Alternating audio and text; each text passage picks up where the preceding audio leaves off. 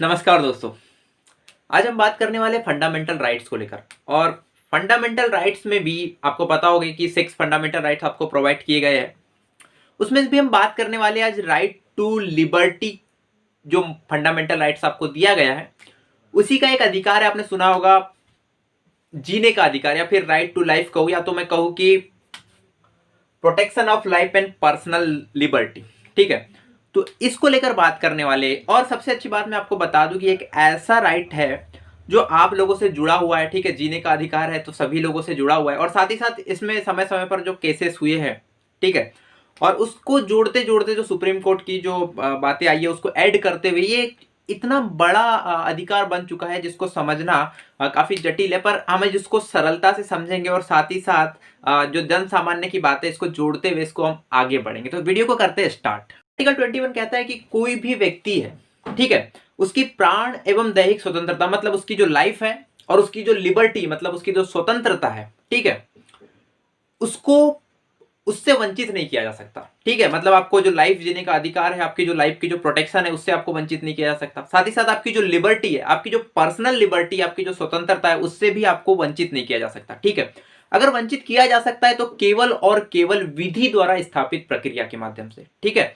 मतलब अगर संसद कोई कानून ऐसा बना लेता है जिसके तहत आपकी लिबर्टी को थोड़ा सा कम किया जा सकता है, या फिर आपकी जो प्रोटेक्शन ऑफ लाइफ है उसमें कुछ चेंजेस किए जा सकते हैं, ऐसी चीजें संसद द्वारा की जा सकती। मतलब अगर कोई लॉ बन जाता है ना, अगर कोई ऐसी प्रोसेस बन जाती है जिसके चलते ही केवल और केवल आपकी जो ये अधिकार है इसको कम किया जा सकता है ना, आपके प्राण और दैहिक स्वतंत्रता को कम किया जा सकता है। ठीक है, अब मैंने यहां पर बात किया विधि द्वारा स्थापित प्रक्रिया, है ना, मैंने एक टर्म्स यूज किया कि विधि द्वारा स्थापित प्रक्रिया, या मैं ये कहूं कि प्रोसेस एस्टेब्लिश बाय लॉ। तो दो टर्म्स यूज किए जाते हैं ऐसी लॉ को लेकर या फिर नियम को लेकर। एक यूएसए के संदर्भ में कहा जाता है तो एक इंडिया के, तो दोनों को समझ लेते हैं। एक होता है प्रोसेस एस्टेब्लिश बाय लॉ जो कि इंडिया में चलता है, ठीक है, एक चलता है due to process of law जो कि यूएसए में चलता है। तो सबसे पहले समझ लेते हैं प्रोसेस एस्टेब्लिश्ड बाय लॉ जो कि इंडिया में चलता है। तो देखो क्या होता है ना कि संसद है, संसद को कानून बनाने का अधिकार है। ठीक है, लेजिस्लेचर को अधिकार होता है कि वो किसी विषय पे कानून बना सकता है। अब बात यह है कि क्या सभी विषय पे कानून बना सकता है, तो नहीं। अगर संसद है तो वो केंद्र सूची और मतलब जो उनकी सेंट्रल लिस्ट है और जो यूनियन लिस्ट है उस पर कानून बना सकता है वो। ठीक है, अब कानून बनाने की एक प्रक्रिया भी होती है कि लोकसभा से पहले बिल जाए, फिर राज्यसभा, और देन राष्ट्रपति के सिग्नेचर के बाद कानून बनता है। ठीक है, जिसकी हमने बात की थी अपने पहले वीडियो किसान बिल वाले वीडियो में। ठीक है, तो यहां पे क्या होता है, ये प्रोसेस एस्टेब्लिश बाय लॉ का मतलब क्या वो समझो। इसमें यह देखा जाता है कि जो कानून बना है वो सही प्रक्रिया के माध्यम से बना है कि नहीं, मतलब जो प्रोसेस आपने अपनाई है कानून बनाने के लिए वो सही है कि नहीं, मतलब कि राज्यसभा, लोकसभा और राष्ट्रपति से होकर गुजरा है कि नहीं। साथ ही साथ टॉपिक देखा जाता है कि आपने जिस टॉपिक पे नियम बनाया है वो सही है कि नहीं। ठीक है, तो जो प्रोसेस एस्टेब्लिश बाय लॉ है जो इंडिया में चलता है उसमें केवल और केवल जुडिशरी रिव्यू जब किया जाता है तो केवल और केवल यह देखा जाता है कि जो भी कानून निर्माण किया गया है वो सही ढंग से किया गया है कि नहीं, उसका प्रोसेस सही है कि नहीं। पर अगर मैं बात करूं due to process of law की जो कि यूएसए में चलता है, तो ऐसी स्थिति में जब जुडिशियली रिव्यू होता है ना, न्यायिक जांच जब की जाती है, तो due to process of law में क्या होता है कि न्यायालय ये तो देखता ही है कि सही प्रोसेस से निर्माण किया गया है कि नहीं लॉ। साथ ही साथ ये भी देखता है कि ये जो नियम बना है, ये जो कानून बना है, ये इसका क्या इफेक्ट पड़ने वाला है। ठीक है, इसमें क्या देखा जाता है कि सही तरीके से बना है कि नहीं, सही नियम बना है कि नहीं, सही तरीके से बना है कि नहीं। पर यहाँ क्या देखा जाता है कि यहाँ पे किस टाइप का नियम है, इसका इफेक्ट क्या पड़ने वाला है, हम पे क्या इफेक्ट पड़ेगा। जैसे मैं आप कानून की बात कर लेता हूँ कि मान लीजिए किसान बिल आया अभी, ठीक है, तो इसमें क्या देखा जाएगा कि अगर ये प्रोसेस एस्टेब्लिश बाय लॉ में ये देखा जाएगा कि किसान बिल केंद्र सूची में विषय है कि नहीं, या यूनियन लिस्ट में आता है कि नहीं। साथ ही साथ ये भी देखा जाएगा कि इसको सही तरीके से अपनाया, मतलब बनाया है कि नहीं, पहले लोकसभा, राज्यसभा और राष्ट्रपति की सिग्नेचर हुई है कि नहीं। परंतु अगर मैं due to process of law की बात करूं तो इसमें यह भी देखा जाता है कि जो आपने कानून बनाया है साहब, इसका इंपैक्ट क्या पड़ने वाला है किसानों पर, और ये सही है कि नहीं, किसानों के लिए पॉजिटिव है कि नहीं, ये भी देखा जाता है। तो ये थे दो टर्म्स। अब बात कर लेते हैं कुछ केस को लेकर जो कि इस आर्टिकल से रिलेटेड है। जैसे एक एक गोपालन केस आया था, ये 1915 का है ना। तो एक एक गोपालन केस में एक्चुअल में क्या हुआ कि जो मैंने आपको बताया राइट टू लाइफ या फिर protection of life and personal liberty, ये उतने अच्छे से डिफाइंड नहीं किया गया था संविधान में। और जब भी संविधान में कोई चीज डिफाइंड नहीं होती तो सुप्रीम कोर्ट जाओ और वो फिर उसको क्या करता है, एक्सप्लोर करता है। तो सुप्रीम कोर्ट ने AK गोपालन केस में कहा कि जो राइट टू लाइफ है, ठीक है, वो राइट टू लाइफ केवल और केवल किसी मतलब विधि द्वारा निर्मित किसी प्रक्रिया के द्वारा उसको क्या किया जा सकता है, उसको संक्षिप्त किया जा सकता है, उसको कम किया जा सकता है, ठीक है, मतलब उसे कानूनी आधार पर रोका जा सकता है। केवल और केवल उन्होंने कहा कि आपको जो ये मिली है, ये जो अधिकार आपको मिला है, वो किसी गैर न्यायिक प्रक्रिया के विरुद्ध ही मिला है, न्यायिक प्रक्रिया के विरुद्ध नहीं मिला। मतलब उन्होंने कहा कि अगर कोई विधान बनता है या कोई विधि बनती है, कोई लॉ बनता है, उसके माध्यम से आपके इस अधिकार को रोका जा सकता है, ये कहा गया AK गोपालन केस में। मतलब काफी संक्षिप्त व्याख्या की इस केस में, इस आर्टिकल की। इसमें सेकंड बात आता है दोस्तों, जो सेकंड केस आता है वो आता है Maneka Gandhi versus Indian Union, ठीक है। तो भारत संघ के खिलाफ एक केस मेनका गांधी जी द्वारा दायर किया जाता है। उसमें यह कहा जाता है कि फिर से आर्टिकल 21 जो है उसको लेकर ये दावा किया जाता है कि क्या आर्टिकल 21 को आप क्या कीजिए, फिर से एक्सप्लोर कीजिए, उसको फिर से संदर्भित कीजिए। तो यहाँ पे जो सुप्रीम कोर्ट है इसको काफी अच्छे से डिफाइन करता है आर्टिकल 21 को, और वो कहता है कि जो AK गोपालन केस में जो इसकी व्याख्या की गई थी, ठीक है, उससे जस्ट विपरीत व्याख्या वो यहां करता है, ठीक है। वहां क्या कहा गया था कि अगर विधि निर्माण किसी विधान मंडली प्रक्रिया के माध्यम से कोई भी कानून बनता है तो उस कानून के माध्यम से क्या किया जा सकता है, आर्टिकल 21 को कम किया जा सकता है, उसको रोका जा सकता है। पर यहां यह कहा गया कि नहीं, आर्टिकल 21 जो है वो एक कॉन्स्टिट्यूशन का क्या है, मौलिक ढांचा है, मूल ढांचा है, उसको क्या बोलते हैं, आप चेंज नहीं कर सकते। और साथ ही साथ ये कहा गया कि जो विधान मंडली प्रक्रिया होगी, ठीक है, उसकी भी न्यायिक जांच की जाएगी। मतलब विधान मंडली प्रक्रिया के माध्यम से भी इसको क्या नहीं किया जा सकता, इसको रोका नहीं जा सकता, इसको कम नहीं किया जा सकता। मेनका गांधी केस में ये कहा गया। साथ ही साथ ये भी कहा गया कि इसकी जो सीमा थी उसको भी बढ़ाया गया। साथ ही साथ बहुत सारी चीजें इसमें जोड़ी गई, जैसे कि लाइफ तो जी रहे आप, पर एक मानवीय प्रतिष्ठा के साथ जिए, मतलब एक डिग्निटी के साथ जिए। साथ ही साथ स्वच्छ वायु और जल की आपको क्या की गई, इसका भी आपको अधिकार दिया गया। साथ ही साथ जीवन की रक्षा करने का भी आपको अधिकार दिया गया। साथ ही साथ राइट टू प्राइवेसी दी गई, मतलब निजता का अधिकार, जिसको लेकर आगे हम और बात करेंगे। साथ ही साथ फ्री कानूनी सहायता की बात की गई। अगर आप अरेस्ट होते तो अरेस्ट होने के विरुद्ध भी आपको क्या दिया गया, अधिकार दिया गया। विदेश यात्रा, मतलब आप फॉरेन ट्रिप पे भी जा सकते हैं, ये भी आपको अधिकार दिया गया। साथ ही साथ खुले में आपको फांसी नहीं दी जा सकती, देर से फांसी होने के विरुद्ध, ये सब अधिकार आपको दिए गए। राइट टू इन्फॉर्मेशन आपको दिया गया, ठीक है। और साथ ही साथ एक अच्छी नींद लेने का भी आपको अधिकार दिया गया। शोर मुक्त वातावरण में रहने का अधिकार दिया गया। मतलब ये सारे अधिकार आपको फिर आर्टिकल 21 के तहत प्रोवाइड किए गए मेनका गांधी केस में, ठीक है। मतलब अभी तक इसका दायरा काफी छोटा था AK गोपालन केस में, पर हम देख रहे हैं कि जो मेनका गांधी केस आया इसमें इसकी जो दायरा था वो काफी बढ़ गया है। अब आप तो आइए दोस्तों बात करते हैं राइट टू प्राइवेसी को लेकर। जैसे मैंने आपको बताया कि जब मेनका गांधी केस में एक्सप्लोर किया गया इस आर्टिकल 21 को, तो उसमें राइट टू इन्फॉर्मेशन, बहुत सारे राइट्स जोड़ दिए गए इसी आर्टिकल 21 में। उसी में से एक है राइट टू प्राइवेसी। अब राइट टू प्राइवेसी की बात करना यहाँ पर काफी जरूरी है, क्योंकि राइट टू प्राइवेसी जो फंडामेंटल राइट्स है ये बहुत इंपॉर्टेंस रखता है। आप ही जरा सोचिए कि क्या प्राइवेसी के बिना आपकी जो डिग्निटी पूर्ण लाइफ है वो संपन्न हो पाएगी? क्या आप लिबर्टी से जी पाएंगे अगर आपको प्राइवेसी ना दिया जाए तो? एक उदाहरण देता हूं सिंपल सा आपको समझने के लिए। जिस समय वर्णाश्रम सिस्टम चलता था इंडिया में, ठीक है, आप थोड़ा सा इमेजिन करिए कि जिस समय 4 वर्ण हुआ करते थे, ब्राह्मण, क्षत्रिय, वैश्य और शूद्र। उस समय जो शूद्र हुआ करते थे उनके पास एक ही काम हुआ करता था कि ऊपर के 3 वर्णों की क्या करे, वो सेवा करे, ठीक है। ऐसे में उनके पास लाइफ जीते तो थे वो, पर क्या डिग्निटी पूर्ण जी पाते थे? क्यों नहीं जी पाते थे? क्योंकि उनके पास ना तो फ्रीडम थी, ठीक है, उनको कोई जो काम करना चाहे वो कर नहीं सकते थे, ना उनके पास प्राइवेसी थी कि वो अपना निर्णय खुद ले सके, इतनी भी प्राइवेसी नहीं थी। इंटरफेरेंस इतना था कि उनको जो करना है वो जो ब्राह्मण चाहेंगे, जो क्षत्रिय चाहेंगे, जो वैसे चाहेंगे। अब इस उदाहरण से सिंपल से समझ सकते हैं कि अगर आपके पास लाइफ तो है बट अगर उसमें प्राइवेसी नहीं है, उसमें फ्रीडम नहीं है, तो कहीं ना कहीं आप वैसी लाइफ नहीं जी पाएंगे, एक डिग्निटी पूर्ण लाइफ नहीं जी पाएंगे।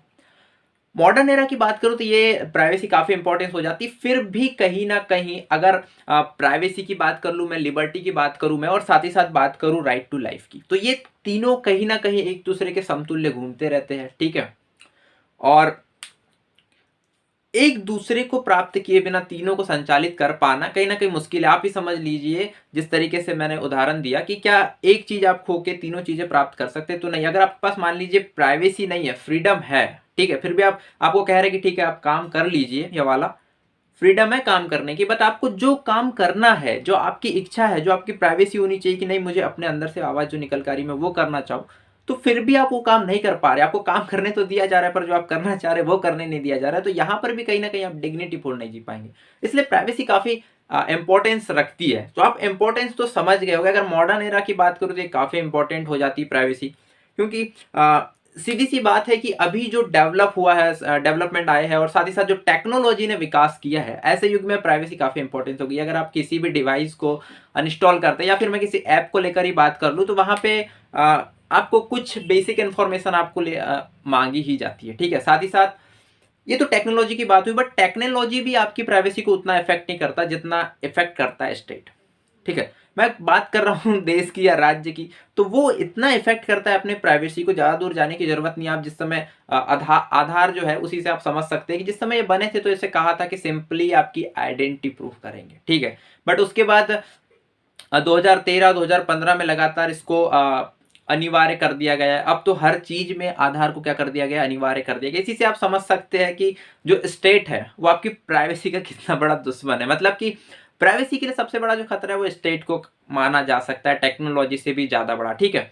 इसी के प्रोटेक्शन के लिए मैंने आपको बताया कि राइट टू प्राइवेसी को लेकर दो बार, है ना, इन 1954 एंड इन 1962 दो बार केस दायर किया गया था। हालांकि दोनों मामलों में यह कहा गया था कि यहां पर राइट टू प्राइवेसी जो है वो फंडामेंटल राइट्स में नहीं आता, ठीक है। फिर 2017 मतलब अभी जस्ट ही क्या किया गया, इसको एक फंडामेंटल राइट्स का दर्जा दे दिया गया और कहा गया है कि आप अपने निर्णय खुद ले सकते हैं, आप अपने मूलभूत निर्णय खुद ले सकते हैं, ठीक है। साथ ही साथ आप अपने निर्णय खुद लेने के साथ साथ आप पारिवारिक मूल्यों पे भी अपनी राय रख सकते हैं, ये भी आपकी राइट टू प्राइवेसी के अंतर्गत आता है। साथ ही साथ अगर आप सार्वजनिक क्षेत्र पे भी जाते हैं या सार्वजनिक क्षेत्र में भी जाते हैं, वो भी वहां पर आपको राइट टू प्राइवेसी का अधिकार है। अगर मैं सही रिकॉल कर पा रहा हूं तो एक क्वेश्चन आया था लास्ट ईयर यूपीएससी प्रीलिम्स में कि आप अपने मन पसंद से शादी करना किस आर्टिकल के अंतर्गत आता है, तो वो भी आर्टिकल 21 के तहत आता है और वो भी आपका एक निजता का अधिकार है। क्योंकि जब सुप्रीम कोर्ट ने इसको एक्सप्लोर किया तो उसमें कहा है कि आप अपना मनपसंद साथी भी अगर चुन रहे तो वो भी एक आपकी राइट टू प्राइवेसी, आपकी निजता के अंतर्गत आता है, ठीक है। तो दोस्तों आपको प्राइवेसी तो दी गई है, पर प्राइवेसी जो दी गई है ना वो भी एक लिमिटेड है। ऐसा नहीं कि आप जो करना चाहे वो कर सकते हैं, आपको राइट टू प्राइवेसी, तो उस पर भी एक लिमिट लगाई गई है। जिस तरीके से मान लीजिए आप किसी केस में फंस जाते, किसी अपराध में फंस जाते और ऐसी स्थिति में अगर आपके ब्लड टेस्ट लेना अनिवार्य हो या फिर आपके फिंगरप्रिंट्स लेना अनिवार्य है, तो ऐसी स्थिति में आपकी कोई प्राइवेसी नहीं बचती। मतलब आपकी जो प्राइवेसी है उसके ऊपर भी लिमिट लगाई जा सकती है, उसको भी बाधित किया जा सकता है।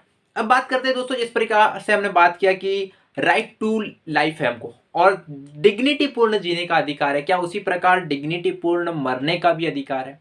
ये काफी कंट्रोवर्सी टॉपिक रहा है, इस पे काफी कंट्रोवर्सी हुई है ना, हमेशा वाद विवाद होते रहे हैं। काफी केस भी आए हैं, जैसे 1990s के दशक से ही बहुत सारे केस आते गए, सुप्रीम कोर्ट ने अपने निर्णय भी सुनाए हैं। ऐसा ही एक बहुत ही प्रसिद्ध मामला है अरुणा शानबाग मामला, जिसपे सुप्रीम कोर्ट ने मार्च 2011 में अपना निर्णय सुनाया था और कहा था कि जो यूथेनेसिया उसको देने से इनकार कर दिया था और वही कारण बताया था कि आर्टिकल 21 का क्या होगा, उल्लंघन होगा। अरुणा शानबाग शायद आप जानते होंगे कि 1973 में ये मुंबई के हॉस्पिटल में क्या इनके साथ रेप केस किया गया था और वहां से ये कोमा में थी, इनकी काफी हालत खराब थी और लगभग ये 42 ईयर्स कोमा में रही थी।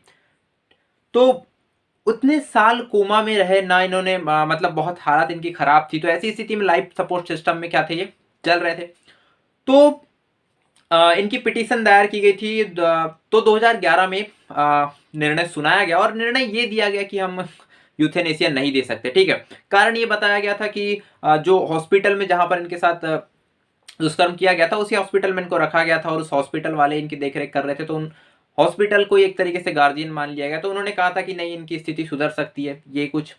और साथ ही साथ जिन्होंने पिटीशन दायर किया था वो उनके मतलब वो एक जर्नलिस्ट थे और उनके कोई नहीं थे, मतलब रिलेटिव नहीं थे। तो उन्होंने, सुप्रीम कोर्ट ने कहा था कि अगर हम ऐसे ही हर किसी को यूथेनेसिया देने की अनुमति दे दे तो कहीं ना कहीं इससे इसका मिसयूज होना स्टार्ट हो जाएगा, इससे गलत तरीके से यूज, जैसे प्रॉपर्टी हड़पना, ऐसे कई प्रकार के गलत मिसयूज इसका किया जा सकता है, ये उन्होंने कहा था। बट यूथेनेसिया मतलब इच्छा मृत्यु का जो प्रोसेस है वो बहुत देशों में चल रहा है, जैसे मैं बेल्जियम, नीदरलैंड, स्विट्जरलैंड, है ना, लग्जमबर्ग, ऐसे ज्यादा देशों में चलता है। यूएसए में भी कुछ स्टेट्स में चलता है, जैसे आप जानते हैं कि यूएस में तो स्टेट काफी पावरफुल, तो अपने अपने कॉन्स्टिट्यूशन बनाते हैं और उस हिसाब से वहां पे भी कुछ स्टेटों में ये चलता है, ठीक है।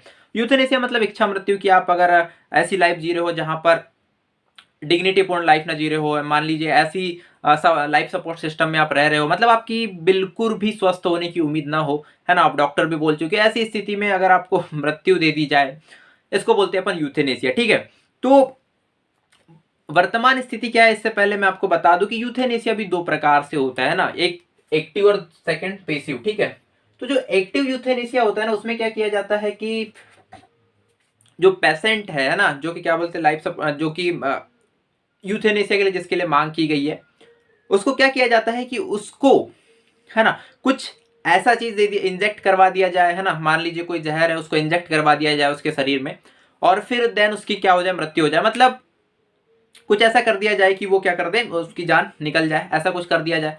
और पेसिव जो होता है उसमें क्या किया जाता है कि लाइफ सपोर्ट सिस्टम को ही हटा दिया जाता है ना। मतलब एक्टिव यूथेनेसिया जो दिया जाता है, मैं सीधी सी बात करूं तो एक्टिव यूथेनेसिया जो दिया जाता है उसमें पेशेंट के कोई भी जहरीला पदार्थ इंजेक्ट करा के उसको मृत्यु दे दी जाती है। ठीक है, पेसिव यूथेनेसिया की बात करूं तो उसमें केवल और केवल उसके बचाने के जो तजुर्बे अपनाए जा रहे होते हैं उसको हटा दिया जाता है। मतलब सीधी बात, अगर वो लाइफ सपोर्ट सिस्टम में है, ठीक है, आईसीयू दे रखे आपने या फिर उसको ग्लूकोज लगातार दे रहे तब जी रहा है वो, तो ऐसे लाइफ सपोर्ट सिस्टम को हटा दिया जाता है। ठीक है, एक्टिव में क्या किया जाएगा, इंजेक्ट करवा दिया जाएगा और उसको मृत्यु दे दी जाएगी, परंतु यहाँ पर लाइफ सपोर्ट सिस्टम हटाया जाएगा। ठीक है, तो 2018 में फाइनली यहाँ पर जो सुप्रीम कोर्ट है, मार्च 2018 में क्या किया है कि पेसिव यूथेनेसिया को भारत में लीगल करार दे दिया गया, परंतु इसमें भी मेडिकल बोर्ड की एडवाइस होनी चाहिए। आप पेसिव यूथेनेसिया दे सकते हैं, लाइफ सपोर्ट सिस्टम हटा सकते हैं, बट जिस हॉस्पिटल में है वहां का जो मेडिकल बोर्ड है, ठीक है, उसमें जज भी हो सकते हैं, वो मेडिकल बोर्ड इसके लिए हामी भरनी चाहिए, उसकी एडवाइस हाँ होनी चाहिए। साथ ही साथ लिविंग बिल भी होना चाहिए, वसीयतनामा भी होना चाहिए, मतलब उस पेशेंट ने कहा हो कि अगर मैं लाइफ सपोर्ट सिस्टम में रहूं तो लाइफ सपोर्ट सिस्टम में मुझे नहीं जीना है, मुझे यूथेनेसिया दे दिया जाए, ऐसी स्थिति।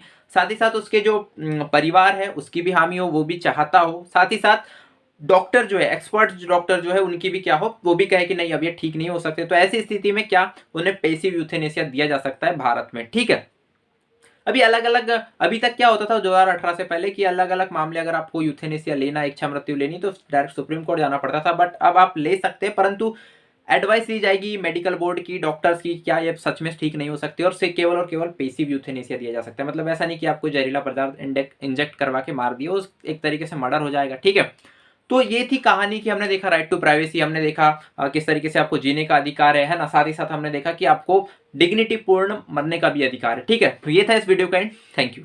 के लिए देखिए, एक तो बेसिक ट्रिक है, एक तो लाइक और शेयर ठोक दीजिए, महाकाल का लाइक और शेयर ठोक दीजिए। पूरा साल मेहनत करता हूं आपके लिए बेटा, ऐसा नहीं चलेगा, ऐसा नहीं चलेगा।